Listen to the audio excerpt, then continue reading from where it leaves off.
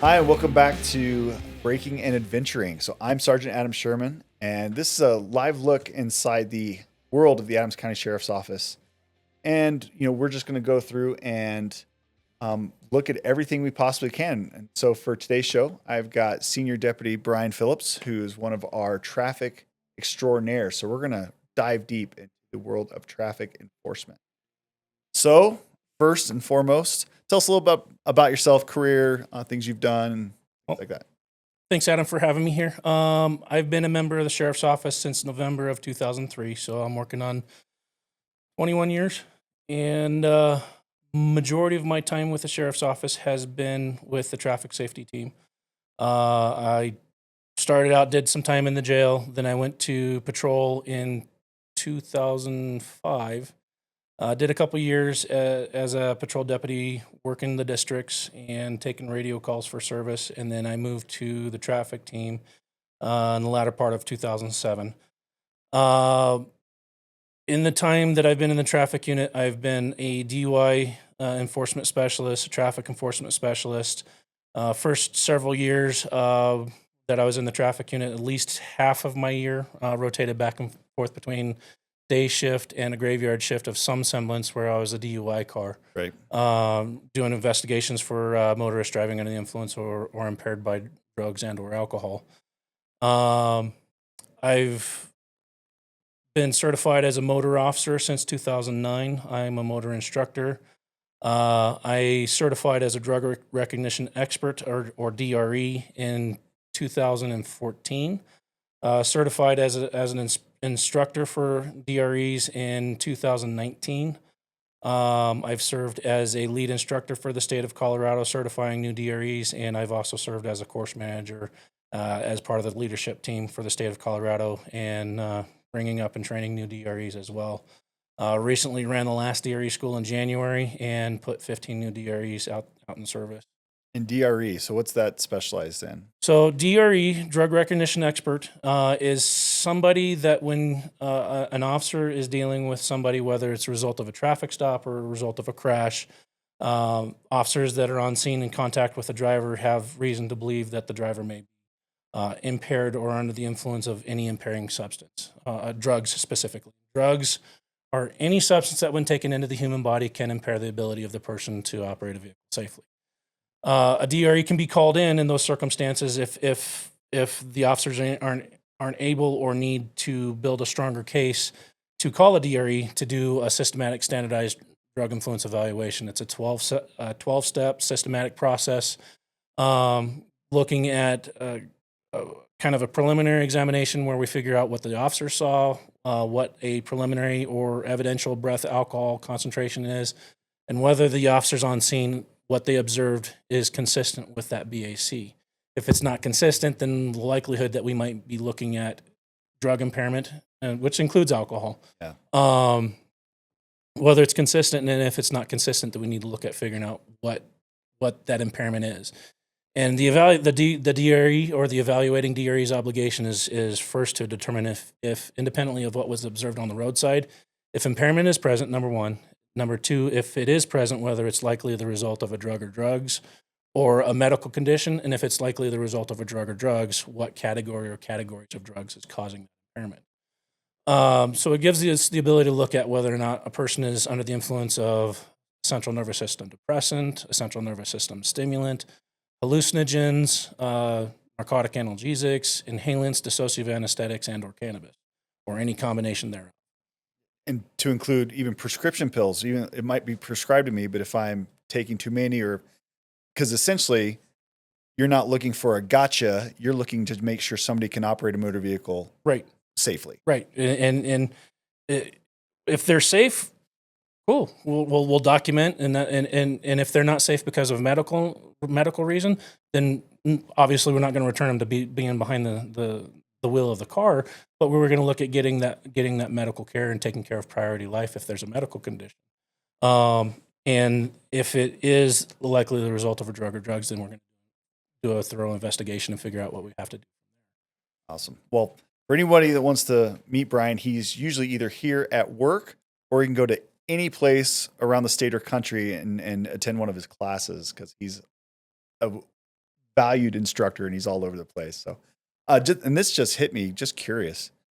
Do you have something just in your own experience or family history, anything that kind of led you to really have a passion for traffic safety? I know some people have stories of just, like a personal connection to a drunk driving incident or something like that. Is there anything just that led you down this path? In my family or my circle of peers, no, I've never personally experienced tragedy. But when I started working the road, the instances of arriving on scene when there's been a crash or there's been serious bodily injury or a crash involving serious bodily injury or worse, and seeing the effects of that it has on those individuals and or their families. For me, fortunately, in my role and my experience and in my passion, fortunately, when I started in the patrol division, my first in-car FTO was a member of the traffic team, and he was a DUI car. Okay. And prior to that, when I was going through phase 1, which is kind of the classroom portion of training, I ended up being assigned to participate in 2 different saturations. Oh, okay. So I had 5 or 6 DUI investigations before I even hit the car. And then being in my first in-car phase 2 of my patrol training, my field training officer being a DUI assigned car. And and for the record, I mean, that's more than what many patrol deputies have like in their patrol career. I mean, yeah, you absolutely. were pumping out some investigations for sure. So it became something that was really comfortable for me because familiarity. And that's a lot of times where if officers aren't doing that kind of impairment, it's because they're not comfortable same with any aspect. The more you do it, the more comfortable you will become at it, the more effective that you'll become at it, and the less fearful and the more you'll do it. So by the time I was on my own in a car, I was completely comfortable with impaired driving investigations. You got me by a long shot. I'd hate to see my stats. So what's some of that specialized training that you just readily put yourself through? So I know you're a lead instructor, but like, what are some things that you readily stay on top of? So when for it comes current trends and things, right. So when it comes to impaired driving, there's kind of 3 tiers of training. There's the first foundational level of training is SFSTs, which is standardized field sobriety testing. A practitioner in that, they learn how to do the eye checks for horizontal gaze nystagmus, which is an involuntary jerking of the eye, which is a physiological response when a person is potentially under the influence of depressants, inhalants, or dissociative anesthetics. And then they also learn how to administer the walk and turn and the one-leg stand. And so that's the base. Yep. And then so those are your standard roadside maneuvers. Right. Kind of yep. Right. And then when you move up from there, officers can go to what's called ARIDE, which stands for Advanced Roadsides Impaired Driving Enforcement. It gives additional tools for the officer who's kind of an intermediate level of training to be able to also administer a modified Romberg balance test, which allows you to kind of gauge what's going on internally with a person's metabolism. Maybe they're a little sped up, maybe their body's a little slowed down. It's also a divided attention test and help you figure out mind and body matching up and doing what your mind is telling your body to do. And they also learn how to administer a finger to nose test, which is another divided attention test. And they can also administer or check, do another eye check, checking for what's called a lack of convergence. If you're checking the eyes, and most people's eyes should be able to follow stimulus, come in to approximately 2 inches close to the bridge of the nose, okay, and converge on that point. Basically, cross your eyes in plain speech. It should be able to come in, cross the eyes, and stay there for at least a second. Okay. It also teaches the officers how to look at just generally pupil size. If pupils are dilated or if pupils are constricted, those can be indicative of potential impairment by different drugs. Yeah. And then from there, the next level, not the intermediate level, but moving up into the expert level, is the drug recognition expert, or the DRE, which gives them the ability to administer that 12-step systematic standardized evaluation that gives us the ability to not only look at the impairment side of it, but also to have kind of a bigger picture of what's going on with the person as far as their physical impairments, are there sickness or injuries that could factor in. Are they under the care of a doctor, dentist, medications that they take, type of things like that. And then we're also going to move beyond the divided attention test, where if there's impairment, we're going to look at vitals, blood pressure, pulse rate, pupil size, how the pupil's reaction to light, muscle tone, general physiological indicators that we have an expected range of a body temperature as well. We have an expected range of where most average people should be. And the closer we get to the limits of that or outside of that, those can be things that can factor in the totality of the circumstances and forming our opinion of whether impairment is present, whether it's a result of a drug or a medical condition, and what category it's causing. Yeah, and you're not making those up on the street. I mean, these are all like scientifically proven, researched, backed. I mean, and so another thing too, just I guess people sometimes think, "Oh, I can beat this." I heard a bunch of times that these are physiological reactions, like things. No matter, even if you try your hardest, the indicators are going to be there. I mean, right. And it's the DRE. Well, not only the DRE process, but SFST practitioners.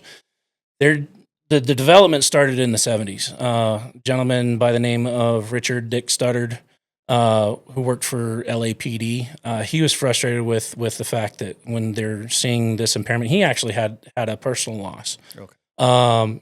When he was getting frustrated with doing enforcement, there was really nothing to scientifically say, I'm seeing this, and how do we articulate to a court that there's impairment, and what means that it's impairment, and how does what I've seen translate to a driver and translate to a jury when we're trying to tell the jury that this person is not safe to drive and here's why they committed a crime. Right.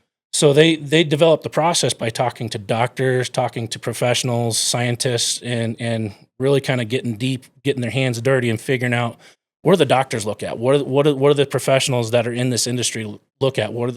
How do they figure out and diagnose somebody? Not that DREs do a diagnosis, but we can be able to form an expert opinion based on those physiological signs and symptoms and symptomatology. But they went through and they had it validated through studies, a Johns Hopkins study. They had it validated in the field with the LAPD. It's been put to the test in a number of states. Many times. So like you said, it's a valid and validated process. Awesome. All right, we'll do a quick little pivot. So you kind of went through your verbal resume a little bit. Let's see. What was the most proudest or most exciting thing you got to be a part of? As let's say a part of the traffic unit. Any special event or just something that happened that you're like look back like, all right, that's like a drop a pin in that moment of my career. There's been a few. So the fact is, doing what we do in traffic, when we're doing traffic enforcement, when we do impaired driving enforcement, when we do commercial vehicle enforcement, the fact is, when we have distracted drivers, impaired drivers, you name it, whatever kind of drivers that are doing unsafe actions,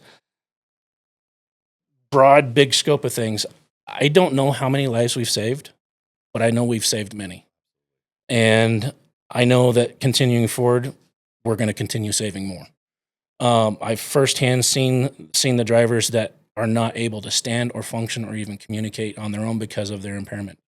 I've seen the drivers who are distracted that when I've been on the motor, that have tried to kill me because they have their focus not in a place that it should be. And when I'm on the motor, that happens at minimum on a weekly basis, oftentimes daily, because of whether it's distraction or impairment. So the broad scope of things and the commercial vehicles that we have running through our state and in conditions that they shouldn't be. The first time when I was in the traffic team and participated in a commercial motor vehicle event, where there was inspectors on scene doing those inspections, there was a dump truck carrying pulling a trailer, and it was a dump trailer as well. That vehicle was overweight. Brakes were not in adjustment, so it couldn't stop like it should, and its steering linkage was held together with baling wire. Wow, it's cutting some corners there. So that brought me to a passion in the commercial thing, and just recently I've been able to finish getting a certification as a level 1 federal inspector. Um, I have personally had motorists that I arrested for impaired driving contact me afterwards, months or years down the road, and thank me That's uh, huge. for the directional change in their life or the eye opener that they had. Um, when I conduct investigations, oftentimes the question that I'll ask of the motorist is on a scale of 1 to 10, with 1 being complete sobriety and 10 being extreme intoxication. Uh, I ask them to self-evaluate. Where would you estimate you're at?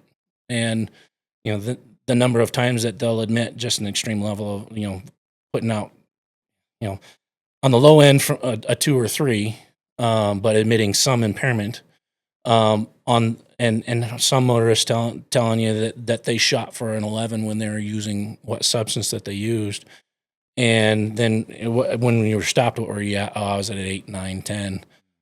Just yesterday, I stopped a motorist who initially, I haven't been using anything, and then by the time when everything's said and done, and I'm processing him back at our substation, and he tells me, yeah, it's probably about 6. Those are fulfilling because I know that in those circumstances, the likelihood that we've saved another life, prevented a crash that could have cost somebody their life or serious permanent disfigurement. The part I hate is that when we do what we do, there's often a financial or a life changing effect if there is a conviction. I don't like that part. I hate that part. But the fact that somebody's loved one is not going to get a knock on their door and say, "Hey, mom, dad, brother, sister, son, friend is in the hospital or they're in the morgue," doesn't happen. That's why we do what we do. Absolutely. It's not and I used to say this too. I'm not out here to generate revenue. No. I don't care about the revenue. I'd much rather stop someone, and if I have to write a citation, or just give them some education, Mm-hmm. I'd rather do that than pull them out of a car wreck or have to go tell their family they're not coming home. Absolutely. So so everybody who's you're just out here, that is completely false. Well, and we don't see any of that money. It has zero impact on us. Us are the lives. And and like with the commercial motor vehicle thing, when I'm doing an inspection, oftentimes most of the time it's not going to result in a citation or a summons. Most of the time it's an inspection report that they're issued. But if it's a critical inspection item, no, meaning that it's something that it's not if, but when there's going to be a crash due to that condition that we found in that inspection, we're going to document it and we're going to put them out of service until they get it fixed. And if it's not critical, okay, you can go down the road and finish your day, but your vehicle can't be dispatched out until your motor carrier gets that fixed. It's preventative inspection to keep things from happening. I mean, for instance, when we had a good number of lives that were lost by a commercial motor vehicle coming down the foothill on I-70 and crashed and killed numerous motorists. Yeah. We just had one in Kansas, in Colby, Kansas, in recent times, where a commercial vehicle went barreling headlong into a dust storm, and there was multiple lives lost there.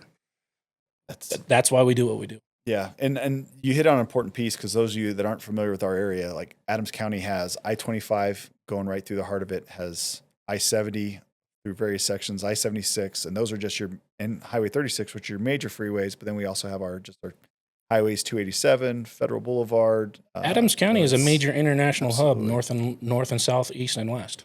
Absolutely. So pretty running much from Canada to Mexico. Yeah, so there we have tons of traffic, commercial traffic, tourist traffic, residential. So we have a huge mix, and that enforcement is huge.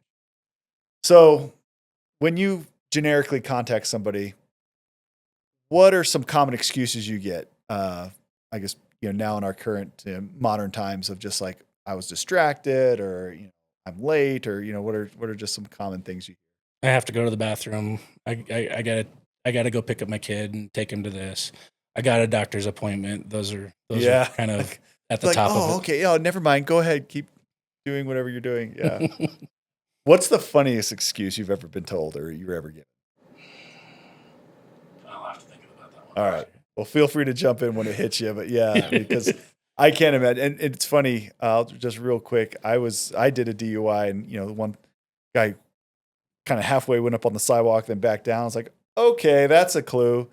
So pull him over, and I go up to the vehicle. I'm like, have you been drinking? Oh, yeah, I may have had some. How many drinks do you think you've had? what does everybody always say? 2. I've had 2. So that's what I was totally expecting. This gentleman looks at me dead in the eye. He goes, I think I've had 12 or 13. I was like, very well. Thank you for your honesty. Unfortunately, that's some dedication to the craft. Yeah. So I asked him to step out, and he was not able to stand on his own. Mm-hmm. So yeah, that was one. But yeah, I totally went in expecting the 2. He gave me the 13, and I've never forgotten that. I was like, oh, all right, that's quite a bit. So, what are some different? So you mentioned commercial traffic. What are some other types of traffic enforcement that you and the unit do? A lot of times we'll respond to and give attention to complaint areas. So a common complaint area is our school zones. Yeah. We unfortunately in recent years have had some of our most precious citizens, kids that have been hit by motorists and killed. So school zones are a big hot item for us. We try to hit those. Construction zones, we've had construction workers in my couple decades here that have been hit and killed in construction zones. So that's an area that if I see a construction zone, when I'm passing through it, identify it's as a potential problem, and if I can identify a place where I can set up and be able to safely make stops, I'll do enforcement there as well. We also do in the traffic unit quite a bit of kind of quality of life issues, abandoned vehicles, abandoned RVs. If we receive complaints or if we're out patrolling and we see them that they look like they're abandoned or in an improper or unusable condition, we'll stop, we'll check it out, we'll clear it through our databases, make sure it's not stolen. If it's not stolen, then we'll put a courtesy notice on it and give the owner or the driver a reasonable amount of time to rectify the problems that we identify with it, and we'll come back and check it. And if hasn't been fixed or moved or whatever, then we'll go ahead and impound the vehicle, get it off the street, and get rid of that blight on the community. Perfect. I mean, and one thing you didn't mention that I always appreciated is you guys are always listening to radio. You're backing up all the other units, whether they're specialized, whether they're just responding to calls for service on the patrol side. So, I mean, it's not like you have a lot of downtime to go nitpicking stuff. You guys are active. I mean, hugely active unit. And then on top of that, you're doing your specialized events. You mentioned saturations or multi-jurisdictional events where we work with a lot of our agency partners. Yeah. You guys are tiny but mighty as a unit. Like you guys are always working. And I'll say too, I'll sometimes get, complaints or, whatever. And as soon as I forward them on to your team, they're immediately dealt with. Right. So it's one of those things where, you guys are a testament of what proactive enforcement is and public safety is. Right. And that's just looking in for a little from the inside, but from the outside view of just how hardworking you are. And unless there's a staffing need or there's a major event going on where we need to go and cover the district officers, we're listening to our radio, but we're not tied to our radio. So we do have the luxury of going out and that's what we do. Yeah. And you're also a knight in shining armor. Cause I know me personally, I've had a DUI driver, but then my calls for service are stacked up my area. Mm-hmm. Ask for assistance. Boom. You guys come right in, take over that investigation to where I can go back and also answer 911 calls. And you're also safely getting somebody off the street or investigating possible impairment. So it's huge. All right. Another one. When you think back, was there like a TV show or a movie or anything about law enforcement that you're like, oh, that's cool, that kind of got you interested in, when you were younger before you were thinking about a career move? Not really a TV show. I mean, there's Chips, there was Cops. I mean, when everyone saw those as a kid. I didn't think I was going to become a motor officer, but eventually did. So everyone just, when I find out you're a motor, they sing the Chips. So no Eric Estrada poster in your room or anything as a kid? No. Okay, all right. But I do have 2 older brothers who were deputies before me. They started out when they were kids as explorers. It's an arm of the Cub Scouts of America that allows them to go. The explorers to be involved in different career fields, and law enforcement being one of them. They started when I was pretty young. I think I was 10 when they started as explorers. And so I got exposure to the sheriff's office before I was even a teenager. And vicariously hanging around my brothers when they're hanging around the sheriff's office and going and doing explorers training and things like that. They usually needed a subject to train on. Weird. So little brother got to be the test dummy didn't have a driver's license, but was sitting in the driver's seat of one of their cars, and they're practicing their traffic stops or their vehicle searches or their arrest control tactics. And so you didn't need TV or movie. You were living it out. That's awesome. And then when they grew up, they actually were fortunate enough. They were both employed as community service officers at the time, CSOs, they used to be called. Now they're community service specialists or detention specialists.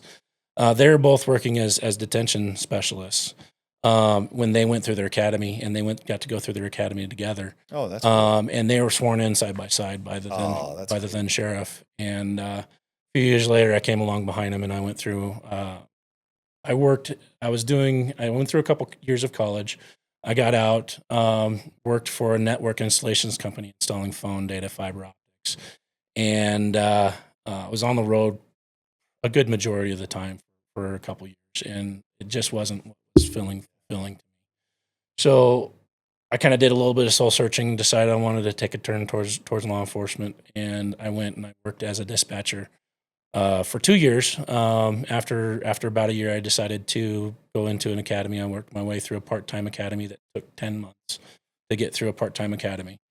And then I applied for the sheriff's office, got on with the sheriff's office. So I had two older brothers that blazed a trail and led the way.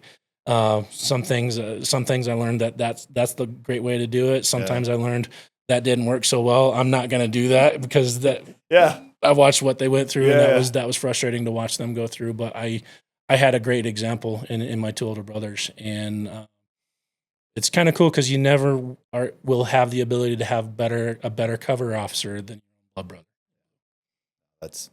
That's huge, and I know your whole family were a mainstay around here for years and years. We love all of them, and hope they're enjoying retirement and that extended next chapter. One last thing, is there anything that you think we would be surprised to know, or any wild statistic that would kind of open our eyes about maybe the importance of traffic enforcement, or just some things that maybe, just to give to our motorists and our drivers? For me, in my experience and my passion, it has to do with, in today's day and time, there's absolutely no reason for you to drive impaired, whether it's under the influence of alcohol or whether it's under the influence of drugs, marijuana included, prescription medications included. If you feel different, you're impaired. Oftentimes, even if you don't feel different, you may still be impaired, even with those prescription medications if you've been taking them a long time. Even with the marijuana, if you've been using it a long time, a chronic user, the impairment can and does last. And in the day of Ubers, Lyft, buses, transportation, cell phones, friends, there is zero reason why you can't get a sober driver to take care of you. And when I am on the road doing enforcement, it is very rare that I go any more than 5, and absolutely almost zero circumstances where I go 10, 20 stops without finding an impaired driver, whether it be a narcotic analgesic such as heroin or fentanyl, whether it be cannabinoids such as the marijuana, central nervous system depressants, the prescription anti-anxieties, antidepressants, alcohol, you name it, they're there. And if usually on average it's in the ballpark of 20% of the motorists that I encounter, I'm encountering impairment.